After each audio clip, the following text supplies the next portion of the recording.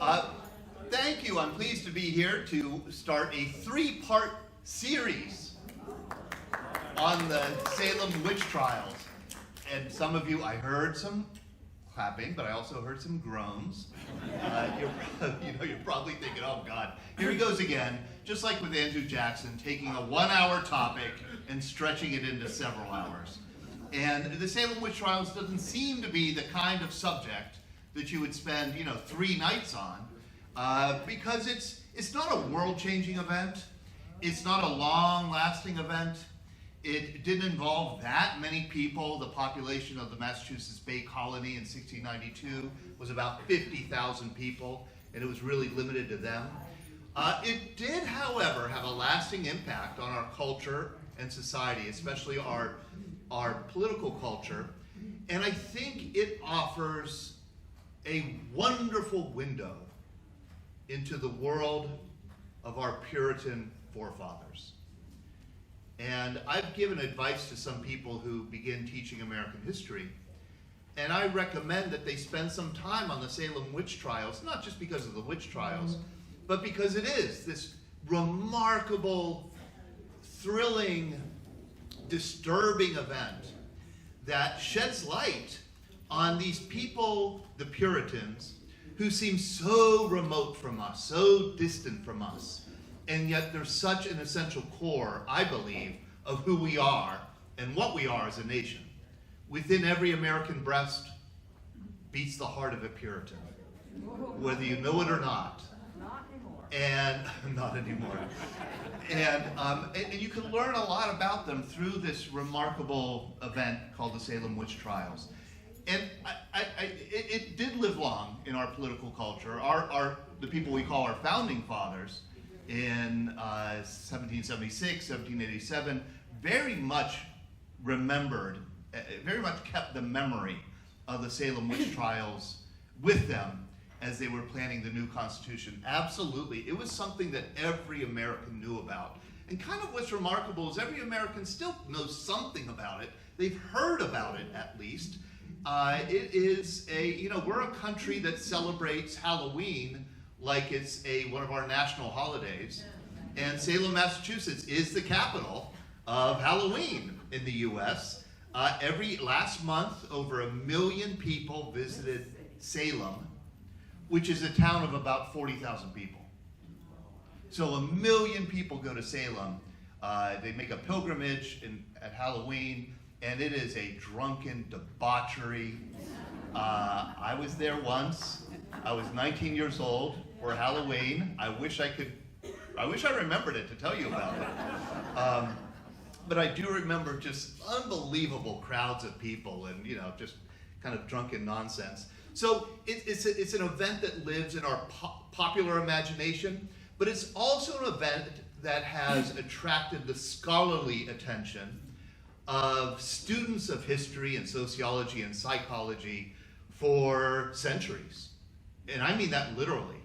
The first history of the Salem witch trials was written 5 years after it ended. 5 years. It would have been written earlier, but the governor banned all books on it for 5 years. A moratorium. You couldn't talk about it publicly, you couldn't discuss it, you couldn't write about it for 5 years. It was a moratorium, let's let this thing settle and then return to it and get some distance from it to begin to study and figure out what happened. And I think Americans have been trying to figure out what happened ever since. It really is that big of a mystery.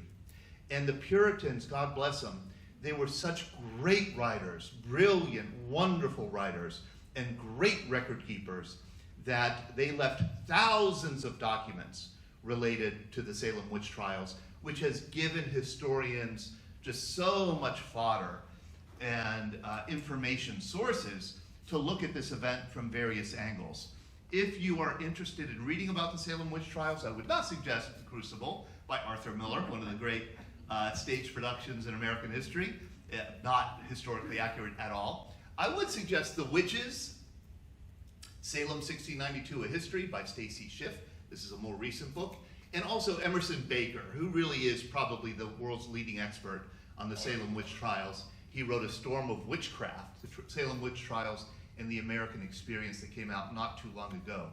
It's a fascinating, absorbing, strange story. And you'll see as I tell it, and what I thought I would do tonight is just kind of tell what happened and how the events unfolded. And then next time I'm going to come back and start to address the all-important question of why. Why did this happen? What were the factors driving the witch hysteria of 1692?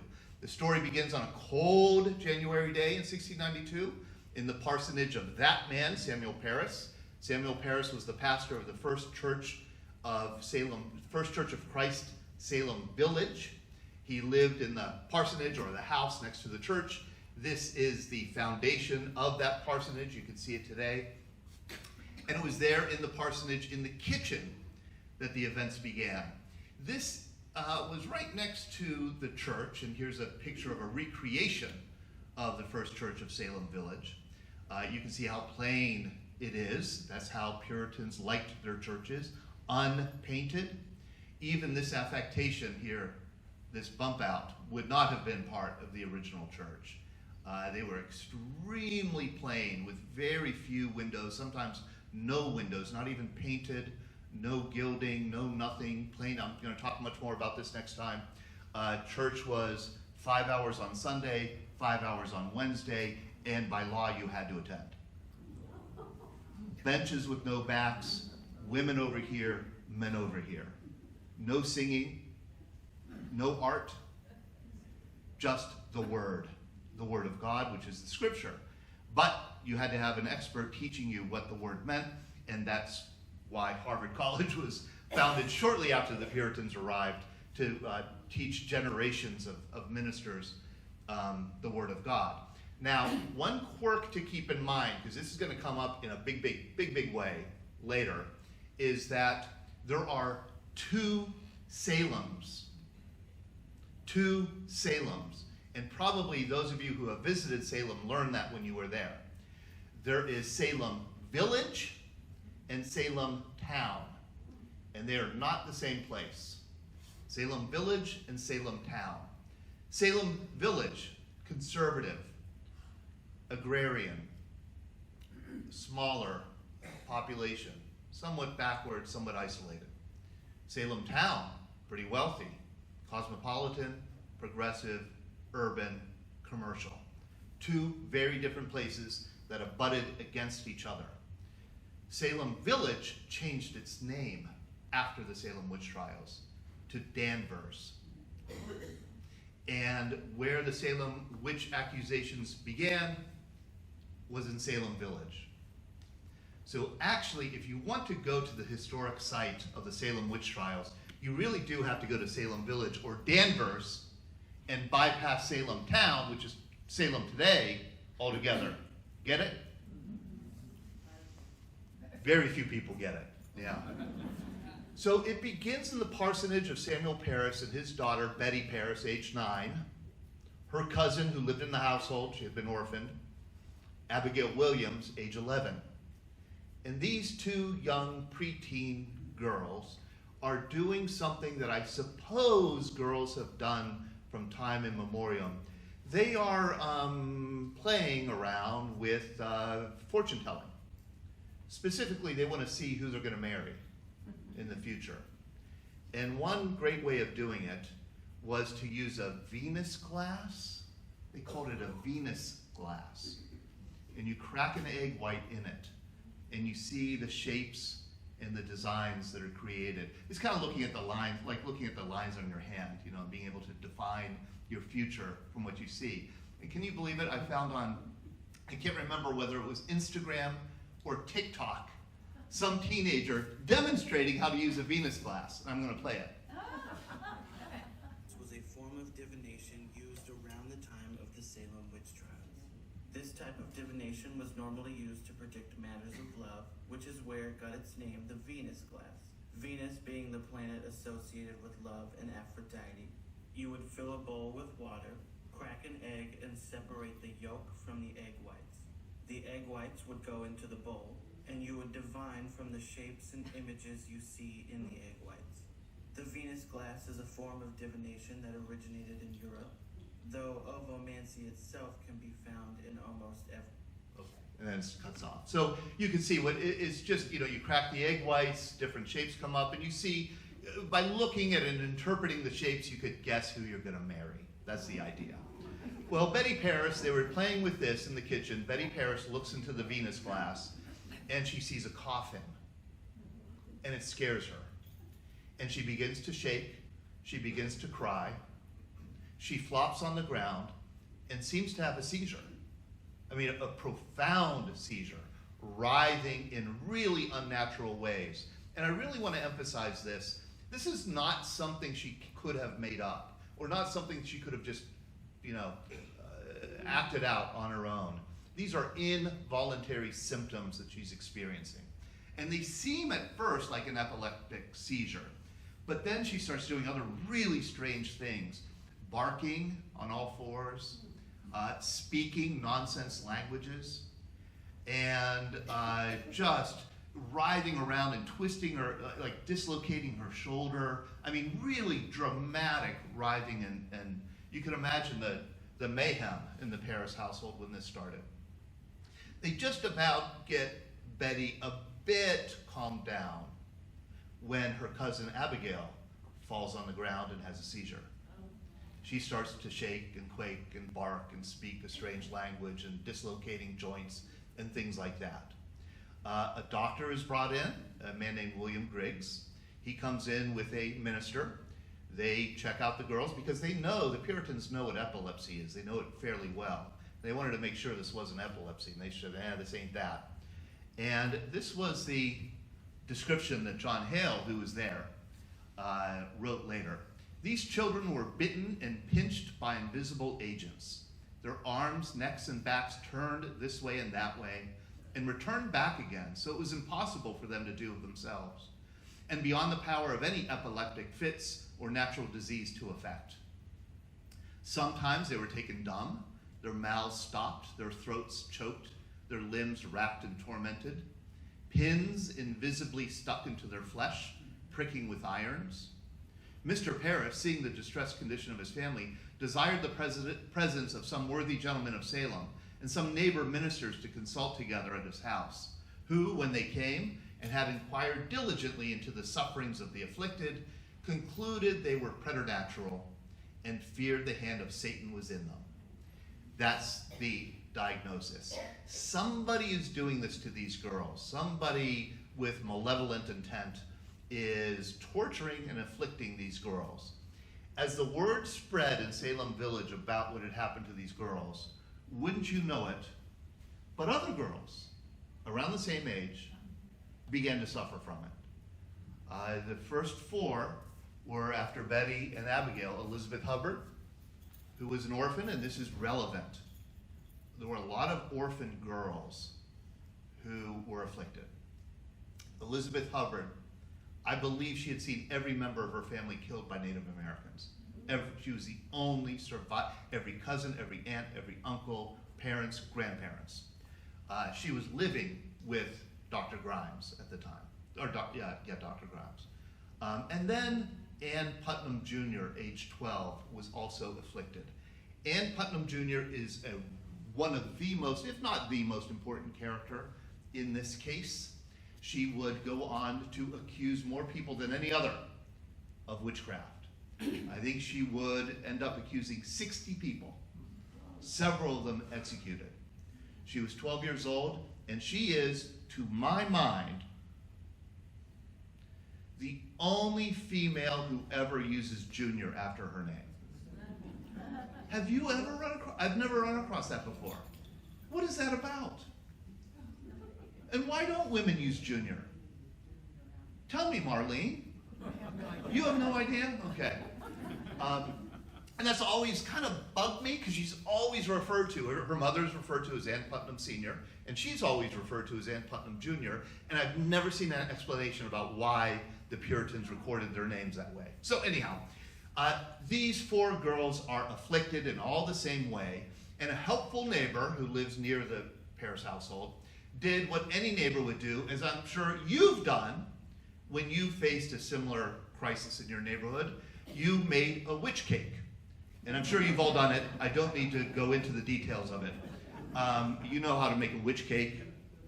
You take the urine of an afflicted girl, you mix it with rye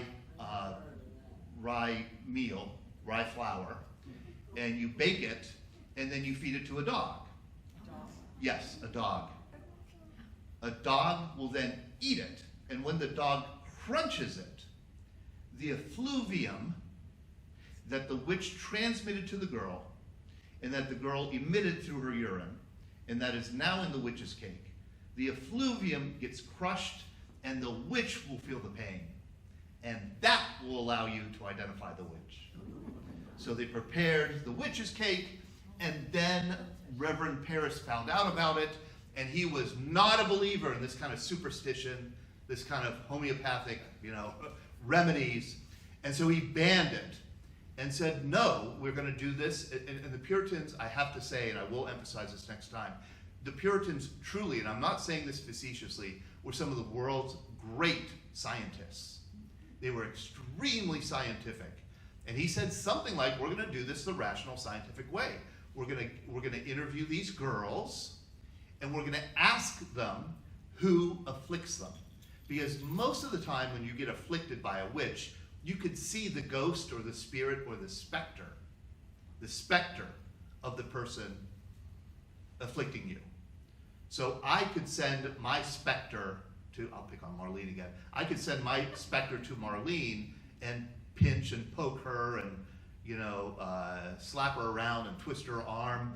And I'll be here giving a lecture, but my specter will be torturing her. And Marlene would be able to see it, but should be the only one able to see it. So these girls, they could see, Reverend Parris figured these girls could probably see who was afflicting them. And he asked the girls, who afflicts you like this? And they answered in unison the same three people. Sarah Osborne, Sarah Good, and Tituba. It was like they had it planned out. It was like they had them chosen already. These were the accused. These were the three first witches accused in the witch hysteria in 1692. And you'll notice one thing about them, they're all women. Most historians agree that there's something really going on with the Salem witch trials about women. That the women, it's mainly women who get accused, 75% of all the accused, and there were hundreds of people who were accused. Hundreds of people. 178 names that we know, 75% of them were women. So it wasn't exclusively women, but it started with women and it was mainly women. And the women who were accused were generally tended to be women who somehow either crossed the boundary of respectable or acceptable womanhood in the 17th century, or who pushed the boundaries somehow. They maybe violated the customary behavioral rules of women in Puritan New England. And that's absolutely the case with these three women. Women in Puritan New England traditionally had almost no rights. It's really remarkable how constricted women could read. They were allowed to be taught to read, but their education was very restricted. They were literally owned by their fathers until marriage, when they were kind of sold to a husband, and then the husband owned the woman. And the woman, of course, she couldn't vote, but she couldn't sign contracts. She couldn't own property. She really was more like property herself. There were a few loopholes here, however. If you were lucky enough to marry a wealthy man, a propertied man, and should he die, predecease you, then you would gain control of his property temporarily until either your oldest son turned 18 or you got married. And man, you better get married. Like, you better get married fast. But some women, husbands died, and they kind of took their time finding a new husband. That was Sarah Osborne, absolutely. You could see that this is the Sarah Osborne house today. You could see it today, and you could see that she was a prosperous person. She married wealthy. Her husband died. This is a big house then, and it's a big house now. Her husband died, and she did not get remarried. She had a junior son who was 14 years old, and she dallied with getting married. Instead, she took over the business. She kind of started to operate the business as a business person. There was tremendous pressure on her to get married. She resisted it. What she did instead was, because her business grew, she hired an indentured servant, a male, a young indentured servant from Ireland, who came over and lived in the household and worked for her. Pretty soon there were rumors circulating that Sarah Osborne and this indentured servant were more than mistress and servant, if you know what I mean. And sure enough, like the week before her son turned 18, she married him. He was illiterate. He was not a business person like she was. So it was clear that she was kind of using him as the figurehead to legally, technically own the property, but she continued to, operate the strings behind the scene. So she's somebody who was flouting kind of the rules of womanhood. She also hadn't gone to church in 3 years, which was against the law. The only way you could get out of going to church was by being sick. And she was sick for 3 years. So she was arrested, she was placed in jail, and as she awaited trial, she died at age 49. She was sick. She really was. And she did die in jail awaiting trial. Now, Sarah Good, she was just a witch. I mean, she was like the classic profile of a witch. She was filthy, she was deranged, she had a nasty disposition, she was homeless, she had lost 2 husbands and was estranged from her 3rd husband, William. She wandered the streets with her little daughter, Dorothy, 4-year-old daughter. You couldn't really be homeless in Puritan New England. You had to live with somebody. So she would knock on doors and somebody would give her a room and should stay for a few weeks or months, and then should so alienate everybody in the household that they should be thrown out, and she would have to go around to other households. Everybody knew her. Everybody hated her. She was schizophrenic. Today we would say she was schizophrenic. She talked to herself constantly. She mumbled at people, she cursed at people. And it would be like what? Like she'd knock on a door, and we have this testimony. This is in her trial.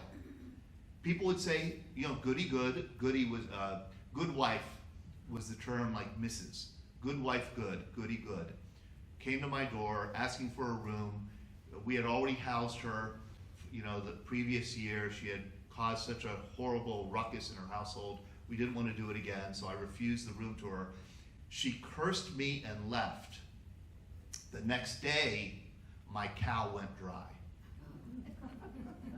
She clearly had done it. Another person testified, she got cursed by Goody Good in the street, and the next day, his barn burned down, was struck by lightning and burned. Clearly, Goody Good is probably the one who's cursing people, admitting oaths on people. She was tried, and it was such a sad trial because she said, I am absolutely innocent. I'm not a witch. And witness after witness after. They found her husband, brought him to the stand. Is your wife Sarah Good a witch? Oh, yeah. They brought little Dorothy to the stand. Is your mother a witch? Yes, she is. She has a snake that she uses to bite people. That was entered into the record. I mean, everybody was against her. She was found guilty, and she was hanged on July 19, 1692. She said in court, with some of her last words, "You're a liar. I'm no more a witch than you are a wizard. If you take my life away, God will give you blood to drink." So this is somebody, when she was hanged, nobody really missed her. The witch, the accused who turned the whole story around, The accused who is really responsible for making the Salem witch trials so important to our history is Tituba. Tituba. She was a slave. She was not African. She was an Arawak Indian from Venezuela. She had been purchased by Samuel Parris long before Samuel Parris became a minister. He was a failed sugar plantation owner in Barbados. And he had purchased a couple Indians. Tituba was one of them. Another man who we think was her husband named John Indian was another. And they were his slaves. When his plantation was ruined in a hurricane, he came to New England and he got this job at Salem. She spoke broken English, we know that. We could see that. And at first, when she was accused, she denied it. I'm not a witch. Samuel Parris is his slave, so he beat her and said, confess, confess, confess. And she does. She confessed. It's unbelievable. I mean, if she had just done what Sarah Good and Sarah Osborne had done, and what I guess you would have expected her to do, she would have denied it, she would have been found guilty, she would have been executed, and that would be the end of it. And I wouldn't be talking about the Salem witch trials, because it would have ended with 3 people in 1 month in 1692. But she changed her testimony by confessing, and that changed everything. And let me show you how it was done. She came to the courthouse. You have to picture what the courthouse was like. The courthouse was the meeting house, the First Church of Christ, Salem meeting house. Crammed with people, 500 people, the whole village was there. The girls, young girls in the audience were being afflicted in the courthouse during the trial. They were writhing on the floor and screaming. It was mayhem. The presiding judge was John Hathorne, who is Nathaniel Hawthorne's, the author's, great-great-grandfather. Nathaniel Hawthorne was so embarrassed about his great-great-grandfather that he changed his name. He put a W in it to make him Hawthorne. This is John Hathorne. And Hathorne he's the worst. I mean, he's leading, he's badgering, he's intimidating, he's feeding, he's giving words to witnesses to get them to say what he wants them to say. And he says this, Tituba, what evil spirit have you familiarity with? None. Why do you hurt these children? He's pointing to the girls who are writhing on the ground. I do not hurt them. Who is it then? The devil, for all I know. Did you never see the devil? And there's a long pause. And historians have put a lot of emphasis on that pause. Tituba's thinking. It somehow dawns on her that if she confesses, and a year later she said, this is exactly what she was thinking. If she confesses, they won't execute her. So she says, the devil came to me and bid me serve him. Wow. That changed everything. Then it became an interrogation. Tell me exactly what happened. Why did you go to Thomas Putnam's, this is Ann Putnam Jr.'s house, Thomas Putnam's last night and hurt his child? They pull me and haul me and make me go. How did you go? We ride upon sticks and are there presently, broomsticks. Do you go through the trees or over them? Hathorne's trying to figure out, how does this work? How come I've never seen you, Do you go through the trees or over them? We see nothing but are there presently. It's just, we materialize where we need to go. Who else did you see? A man who had a yellow bird that he kept with him, and he told me he had more pretty things that he would give me if I would serve him. What else did you see? A thing with a head like a woman with 2 legs and wings. Another thing, hairy, it goes upright. She's making this all up. She's trying to give this judge what he wants to hear. What clothes doth the man go in? He goes in black clothes, a tall man with white hair, I think. How doth the woman go? In a white hood, and a black hood with a top knot. Do you see who it is that torments these children now? She says, yes, it's Goody Good.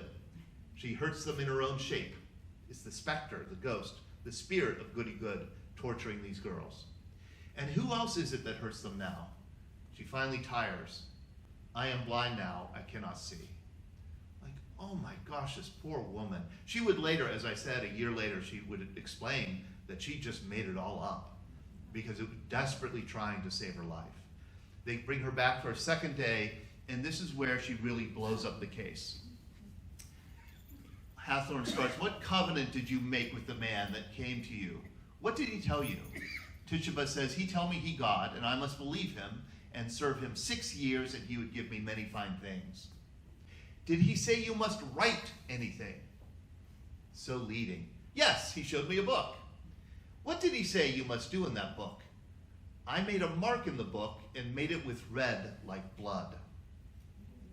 So there's a book. Here is the next exchange that blows up the whole witch hysteria. Did you see any other marks in this book? Yes, a great many some marks. Some marks red, some yellow. He opened his books, a great many marks in it. How many marks do you think there was? 9. 9 marks, 9 signatures. So now, this is it.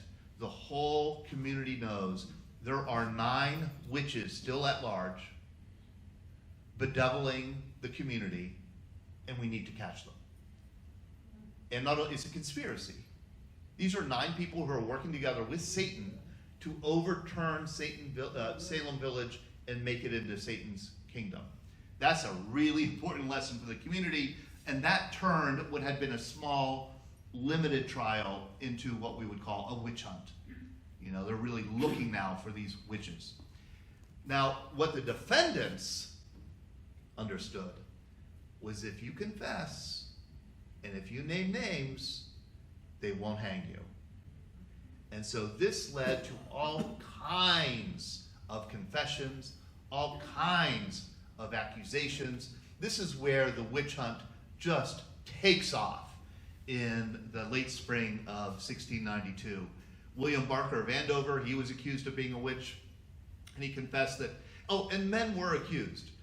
They tended to be the husbands, brothers, and sons of women who had been accused of being witches, and they were defending their wives and sisters and mothers. And if they defended too vociferously, they would be accused of being a witch, and they would be called cunning men. Cunning men. William Barker of Andover confesses that the devil's design was to destroy Salem Village, to begin at the minister's house, and to destroy the church of God and set up Satan's kingdom. Deliverance Hobbs, she was accused, and in court she confessed that she learned that there were some 300 or more witches in the county, and that their object was the destruction of Salem Village. So now we've gone from 9 to 300. So now there's really a search. And then Abigail Hobbs confessed that Mr. Burroughs, and I'll talk about him later, he was a minister, former minister. Mr. Burroughs had a trumpet which he blew to summon the witches to their feasts near Mr. Parris's house. So this just absolutely takes off. I mean, far beyond the boundaries of Salem Village. This is a crisis that hits the entire Massachusetts Bay Colony. You can see how many, in fact, I think it's Emerson Baker who argues that this should really be called the Andover witch trial because there were 45 trials, full trials in Andover compared to only 15 in Salem. There was one all the way to Wells, Maine, down south in Billerica. Boston had a few trials. This was something that really spread wildly, and there were trials everywhere, it seemed, in the summer of 1692 in Salem. And the reason these trials went to trial, and the reason why there were convictions in these trials, was because of an unusual legal decision that was made by every judge. And it was a decision to admit what was called spectral evidence, which is supernatural evidence. So if Marlene here says, oh yeah, Todd's the one who poked me and prodded me and twisted my arm and broke my arm. And I would say, what are you talking about? I was giving a lecture at the time that she says I was attacking her. Marlene says, well, it wasn't him, it was his specter. It was his spirit or his ghost. That would be admitted as evidence. Wow. in the court. This was controversial at the time to admit spectral evidence. There had been cases of witchcraft before in the colonies and in the old world. In England. England and, I have to say, the American colonies, just like England, tended to police these accusations of witchcraft very well. They policed them well. There were laws. Parliament, it was sometimes popular in Parliament to pass a law against witchcraft. And the judges would roll their eyes and say, all right. The law would be on the books. And so, if poor Marlene, I don't intend any,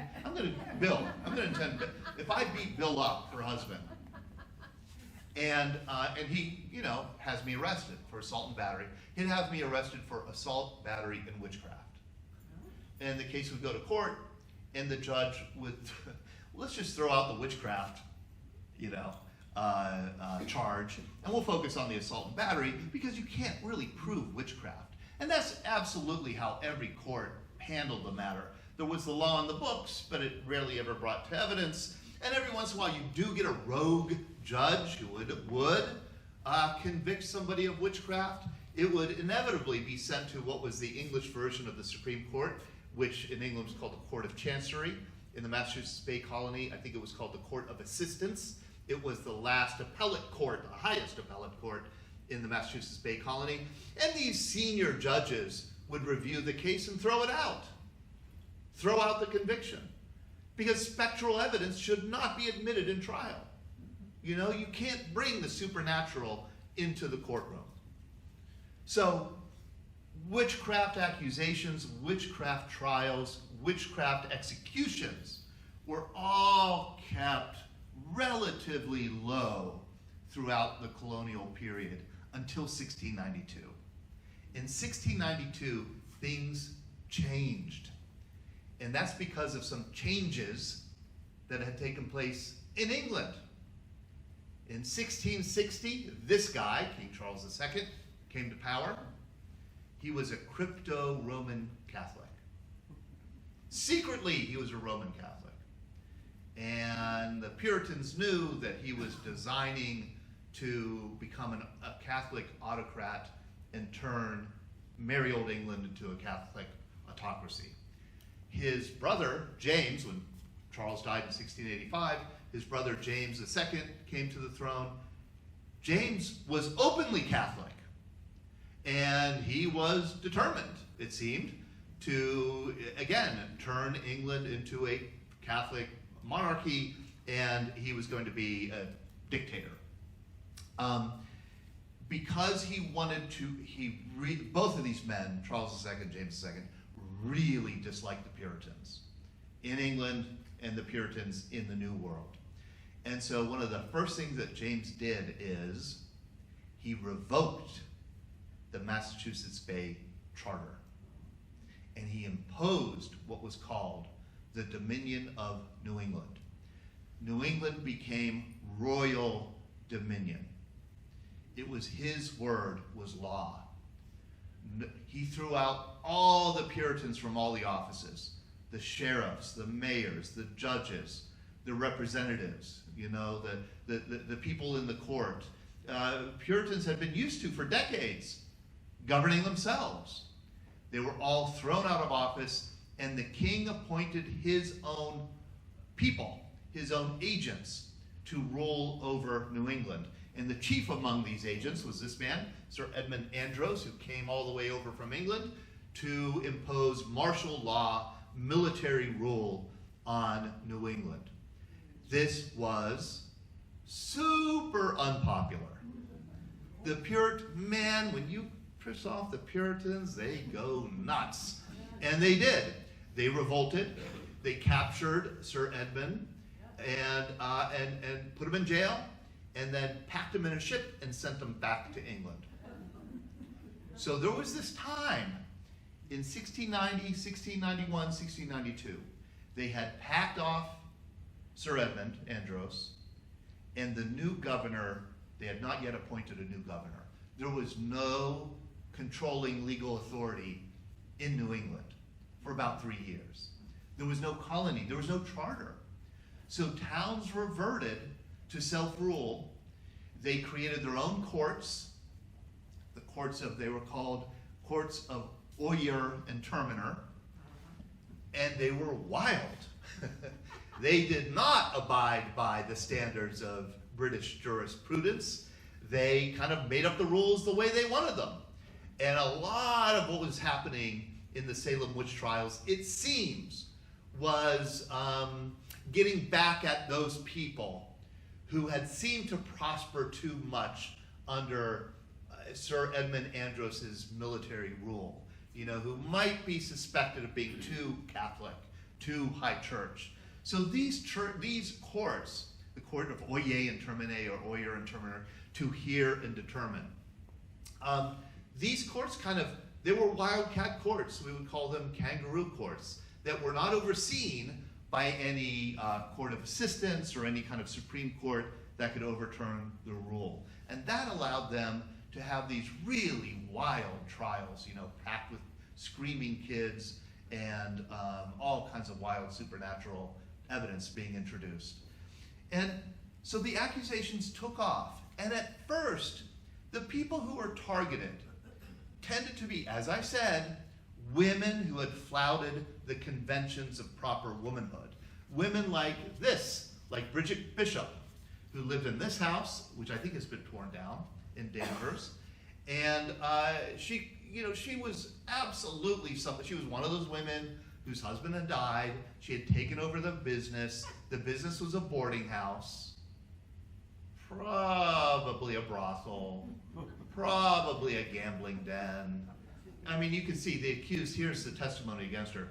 The accused did entertain people in her house at unseasonable hours in the night to keep drinking and playing at shuffleboard,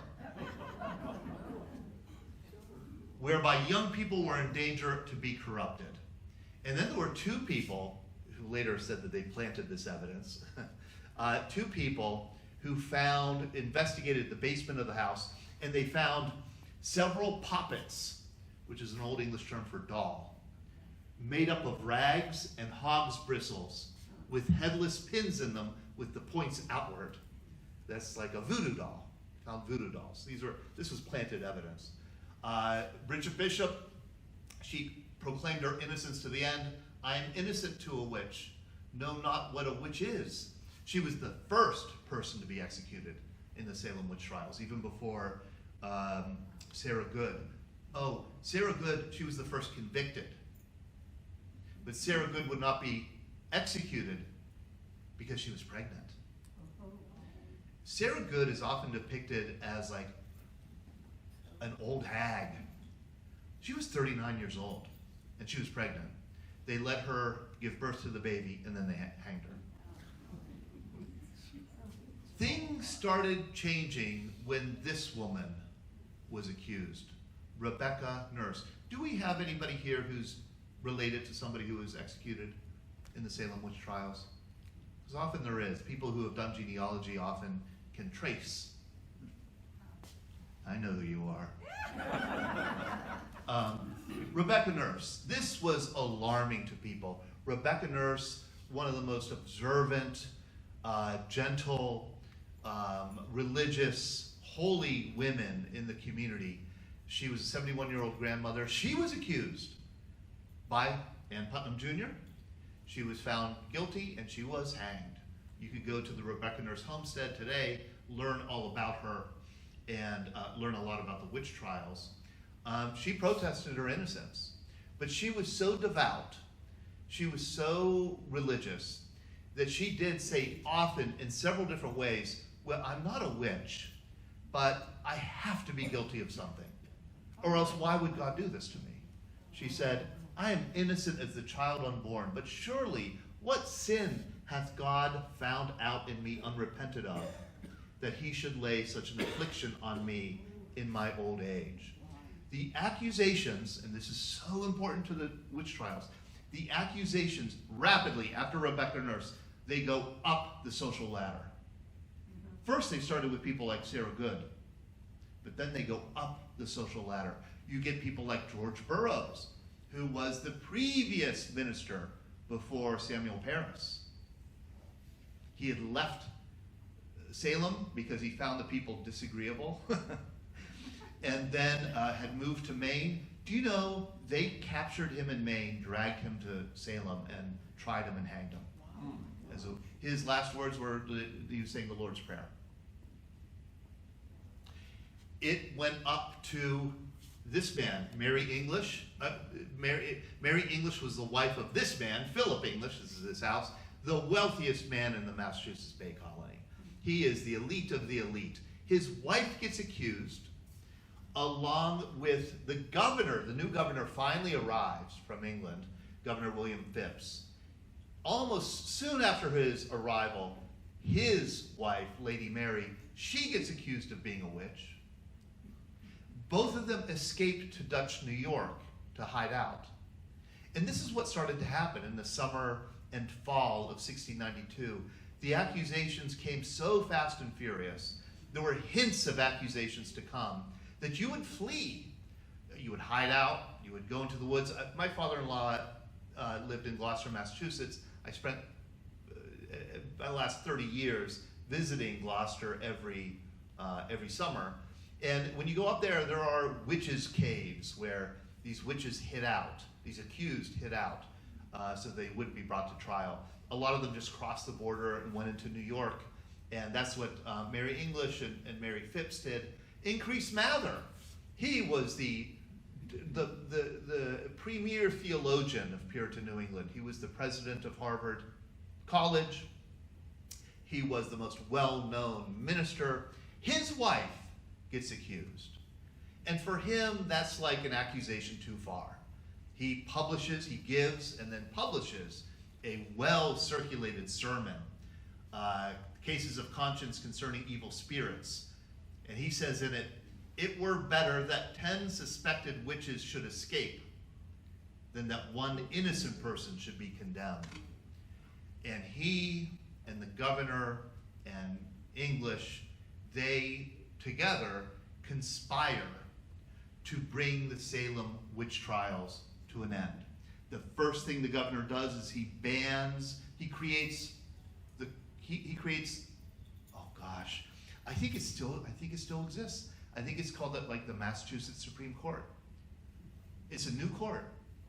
He creates it in the fall of 1692 to stop these trials. And the first thing that the Supreme Court does, and I swear it still exists, it's still, like the current Massachusetts Supreme Court is a direct descendant of this court that was created during the witch trials. The first thing that the court does is it bans spectral evidence. And then in early 1693, Phips eventually dissolves all the courts of Oyer and Terminer throughout the colony, and the Salem witch hysteria kind of shudders to a close. But the damage was done, and it was great. 19 people were hanged. One person was pressed to death, and he's often described as being executed, but he wasn't technically executed. He was more tortured to death. He was Giles Corey. His wife Martha had been accused of being a witch. She was tried. She was found guilty. She was executed. And he protested her execution and her being found guilty. And so he was accused of being a witch. He was dragged to court. Said, "How do you plead?" "I will not plead because I don't recognize the legitimacy of this court." That was his explanation. And so they showed him. They took him outside. They put a board on top of him. They piled up stones for 2 days, more weight, more weight, more weight, until he pleaded guilty or not guilty. He refused to plead. His last words were, "More weight. More weight." His chest collapsed and he died. His name was Giles Corey, and he is really celebrated as kind of a hero, and he was certainly in resisting, the witch hysteria of 1692. And I almost hate to break it to you, but I kind of like breaking it to you also, that Giles Corey was a horrible human being. He was a murderer. He had murdered 2 people and had gotten away with it. And I think that's helped to make him a target of the accusations. He had beaten a servant so severely that he died of his injuries, and he had also killed somebody else. Other people died in prison. 175 others were accused, and dozens more went into hiding. This was really something. It was a big deal, and it shook, permanently, it shook the Massachusetts Bay Colony, and I think it had a deep influence in the trajectory of our national history after 1692, especially as you get to the American Revolution. But the question kind of remains, and it's a fascinating one, what about those 4 girls? And what about all those other girls, copycat girls, who were falling to the ground, who were in seizures, who were twisting and writhing, who were speaking in something like tongues or some kind of gibberish, who were doing things that would be almost impossible to pull off on your own, really in the grip of something involuntary. What was happening to them? I think, and some historians would agree with me, I'm convinced that these girls were afflicted, not by anything physical, but by something psychological. And I think what they were afflicted by was something called mass conversion disorder. Conversion disorder. Conversion disorder is when, and I think it's more common than we assume, conversion disorder is when you are experiencing some kind of psychological conflict or torment or trauma that you can't address directly and that you repress and repress and repress, so much so that eventually it erupts in physical symptoms. It's converted. Psychological pain gets converted into physical symptoms. That's why it's called conversion disorder.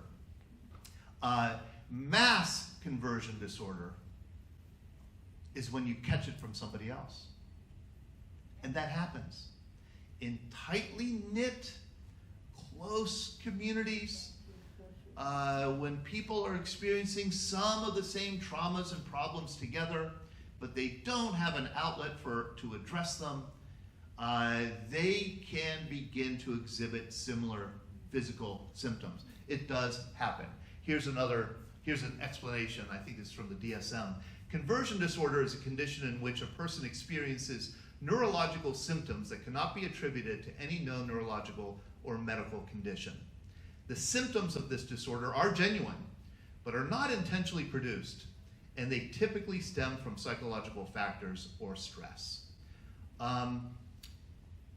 Sigmund Freud is the one who came up with the first diagnosis of conversion disorder. He called it hysteria.